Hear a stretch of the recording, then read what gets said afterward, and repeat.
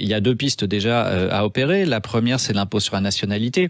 J'indique effectivement les États-Unis pratiquent ce type d'impôt et donc nous abandonnerions le principe seulement de la territorialité, mais pour privilégier celui de la nationalité, si bien que les gens très très fortunés pourraient aller partout dans le monde s'ils le souhaitent. Ça, c'est leur liberté. Mais en revanche, s'il en résulte pour eux une différence favorable, une économie d'impôt, cette différence, ils la reverseraient à l'État français. Je précise tout de suite parce que il n'y aurait plus d'exil fiscal, c'est ça ? Exactement.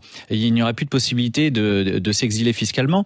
Et je le dis pour les expatriés parce que certains m'ont écrit en me disant « mais alors qu'est-ce qui arrive pour nous ?» Mais je veux les rassurer ici. Il ne s'agit pas d'aller faire une double imposition pour même les cadres supérieurs qui gagnent 5 ou 10 000 euros par mois. C'est pas le sujet. Ces gens-là, on prévoira un abattement pour qu'ils ne soient pas concernés par le dispositif. Et évidemment, ce qu'on a vocation à aller chercher, ce sont les millions et les millions que quelques-uns détournent pour voler la nation. Et la fraude fiscale aujourd'hui, elle est évaluée à 80 ou 100 milliards, si bien que la deuxième proposition que nous faisons, très simplement, c'est de permettre d'enlever le sentiment d'impunité qui résulte de ces manœuvres frauduleuses à l'impôt, et notamment l'instauration de peines planchées de prison, au minimum 3 ans, de telle sorte que ces fraudeurs fiscaux sachent que la seule issue pour eux, s'ils sont pris la main dans le pot de confiture, ce sera la peine de prison. Parce que je rappelle que jusqu'à 2 ans, les peines de prison sont aménageables et donc vous échappez à la prison. Ça a été le cas notamment de Jérôme Cahuzac. Donc il faut absolument moraliser les comportements et de cette manière, enfin, peut-être que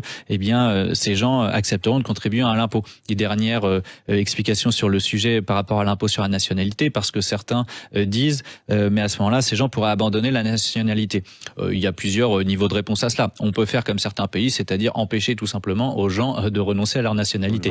Exactement, ça existe. Mais deuxième solution, on peut également prévoir une amende extrêmement lourde pour quiconque voudrait abandonner la nationalité. Et puis au moins nous serions dans cette hypothèse sûrs d'une chose, c'est qu'il ne reviendra pas pour se faire soigner en France et continuer à bénéficier de la solidarité nationale.